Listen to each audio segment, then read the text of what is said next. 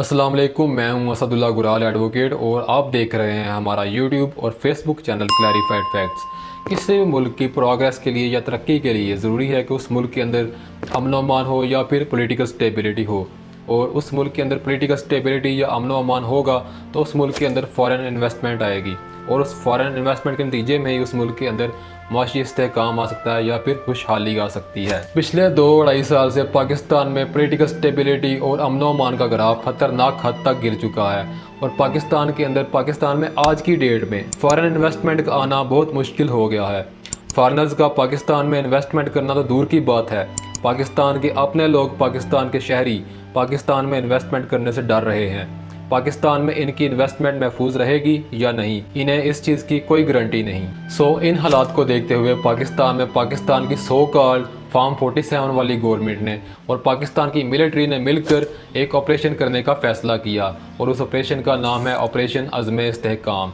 Operation अज़्म इस्तेहकाम, जैसा कि नाम से ही ज़ाहिर है कि मुल्क में इस्तेहकाम लाने के लिए या अमन व अमान लाने के लिए ऑपरेशन किया जाएगा। तो एक इजलास होता है जिसमें शहबाज शरीफ की सदारत में सारे वज़ीर आला, सारे पुलिस चीफ्स, पाकिस्तानी मिलिट्री के टॉप कमांडर्स, इंटेलिजेंस के सरबराहान और दूसरे रेलिवेंट इदारों के सरबराहान ने शिरकत की और उसमें सब इस नतीजे पर पहुंचे हैं कि हमें एक नई काउंटर टेररिज्म पॉलिसी की ज़रूरत है। इस इजलास में नेशनल एक्शन प्लान का भी जायज़ा लिया गया।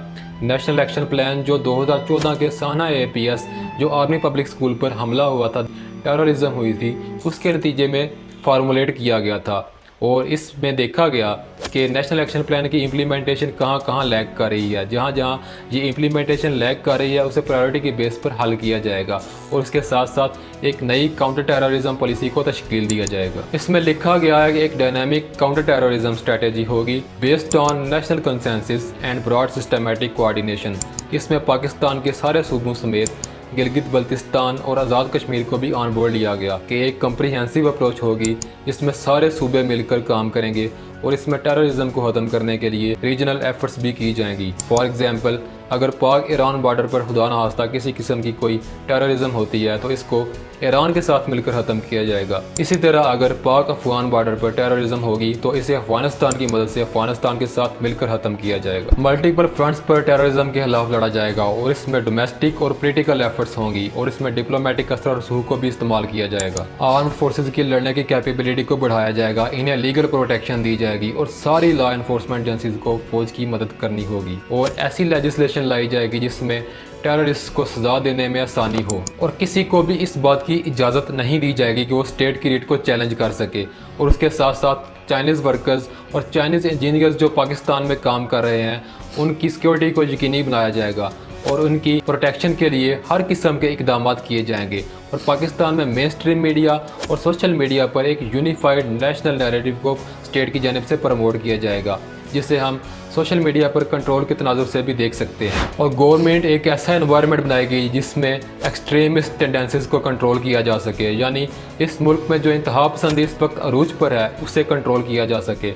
हालिया जो स्वात के अंदर वाक़या होता है जिसमें एक टूरिस्ट को ब्लास्फेमी के नतीजे में कत्ल कर दिया जाता है, उससे पहले सियालकोट में एक श्रीलंकन को कत्ल कर दिया जाता है। इस तरह के इकदामात को कंट्रोल करने के लिए रियासत हर किस्म के इकदामात उठाएगी। इस काउंटर टेररिज्म पॉलिसी के कुछ पॉइंट्स को देखकर कुछ सवालात भी पैदा होते हैं। मिसाल के तौर पर, कहीं ऐसा तो नहीं कि स्टेट यूनिफाइड नेशनल नैरेटिव जो प्रमोट करेगी उसका मकसद मेन स्ट्रीम मीडिया और सोशल मीडिया पर कंट्रोल करना है और आज़ादी इज़हार राय को सलब करना है। लॉ एनफोर्समेंट एजेंसीज को कितनी छूट होगी, यानी वो किस हद तक लोगों के पीछे जाएंगी। कहीं ऐसा तो नहीं कि इस पॉलिसी को यूज़ करके पॉलिटिकल आवाज़ों को दबाने की कोशिश की जाएगी। क्या वाकई स्टेट एक्सट्रीमिस्ट को जो जत्थे की सूरत में बाहर आते हैं और किसी पर भी तौहीन मजहब लगाकर उसे कत्ल कर देते हैं, स्टेट इन्हें कंट्रोल कर पाएगी, इनके खिलाफ इकदाम कर पाएगी? क्योंकि माजी में जो मिसालें मिलती हैं इनसे ऐसा नहीं लगता कि स्टेट सब कुछ कर पाएगी। एक मिसाल माजी की ऐसे भी मिलती है जब general Bajwa chief of army staff थे तो उन पर अहमदी होने की कुछ बातें बाहर आती हैं। तो जनरल बाजवा को ये प्रूफ करने के लिए कि मैं वाकई में मुसलमान हूँ, हज करना पड़ता है और मिलाद कराने पड़ते हैं। यानी एक ऐसी शख्सियत जो पाकिस्तान की सबसे ज़्यादा ताकतवर शख्सियत है और पूरी दुनिया में इस बात को रिकग्नाइज़ किया जाता है कि पाकिस्तान में सबसे ज़्यादा जो ताकतवर शख्सियत है वो उसका आर्मी चीफ होता है, क्योंकि पाकिस्तान की हिस्ट्री ही कुछ ऐसी रही है। तो वो ताकतवर शख्सियत इन जत्थों से डर जाती है। तो स्टेट कैसे इंश्योर कराएगी कि हम इनके खिलाफ कार्रवाई करेंगे? जिस सूबे में ऑपरेशन अज़्म इस्तेहकाम का सबसे ज़्यादा इफेक्ट पड़ने जा रहा है, यानी खैबर पख्तूनख्वा, तो उस सूबे की अवाम और पोलिटिकल पार्टीज़ को एतमाद में क्यों नहीं लिया जा रहा? और क्या वाकई में अफगान तालिबान TTP के खिलाफ कार्रवाई करेंगे और इसमें पाकिस्तान का साथ देंगे, या फिर अफ़गानिस्तान की जानिब से इस ऑपरेशन के नतीजे में रेजिस्टेंस सामने आएगी और पाकिस्तान और अफ़गानिस्तान के हालात इस ऑपरेशन के नतीजे में कशीदा हो जाएंगे? और आखिर में सबसे अहम सवाल एक्सटेंशन का है। जब माजी में जनरल बाजवा की एक्सटेंशन का नोटिफिकेशन इशू हुआ तो उसमें लिखा गया कि the decision has been taken in view of the regional security environment, यानी उस वक्त पाकिस्तान और इंडिया के हालात आपस में कशीदा थे और अफ़गानिस्तान से अमेरिका का हला भी होने जा रहा था।